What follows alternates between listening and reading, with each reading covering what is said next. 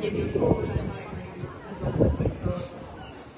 Because I believe in the Dewey Decimal System 398.2, fairy tales. But I have a story for you to rival Rapunzel, Hansel, Gretel, Snow White, all the better because it's true. If it were a fairy tale, I would now say once upon a time, far, far away, but instead, once upon a Saturday morning. Once upon a Monday, Tuesday, Wednesday, the doors to magical worlds were opening. They looked quite normal. You probably walked past them, you might even have walked in, because this story begins at the door of a library. Shiny new card clutched in paw, a small girl is about to discover it all. Stomping on confident little legs through this place she knows is hers, she reaches the desk, almost taller than her, and tells the librarian, "I love trains."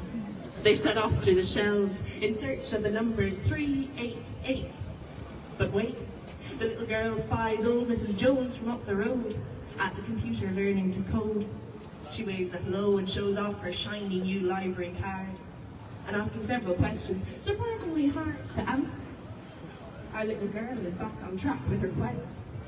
Down shelves of poetry, history, geography, they walk until, with a happy cheer, the numbers 388 are spied. And happier still to see beside the shelf someone already leafing through pages. Our little girl introduces herself and finds that she is speaking to a train driver. Well, could her day get better? Questions pour in torrents, and in minutes she learns from her new friend what it is to be a refugee. And he tells her that this library is his safe and welcome space to be. Books stacked in eager arms, little girl and librarian return to the desk, with only small diversions, to watch the knitting circle natter and to learn to say hello in French. Her books checked out, stamped and in hand, our little girl and her dad say goodbye. Until next week, when she will stomp on confident little legs through this place she knows is hers, until she reaches the desk, almost taller than her, and tells the librarian, "I love fairy tales." And they again explore the shelves for numbers 398.2.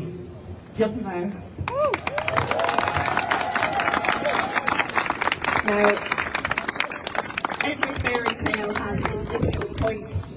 You see, the dragon is perched on a castle billowing fire at our hero, where the wicked witch has poisoned the apple and the evil ruler has ruined the kingdom. And right now we are in that moment. The cultural life of our city is in peril.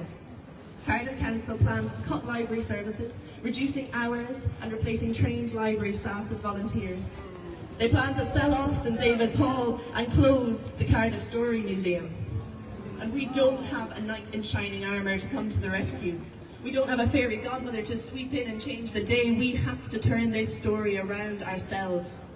Our libraries are a vital public resource, one of our vanishingly few public spaces where people can gather, access help and resources and community without being expected to spend money.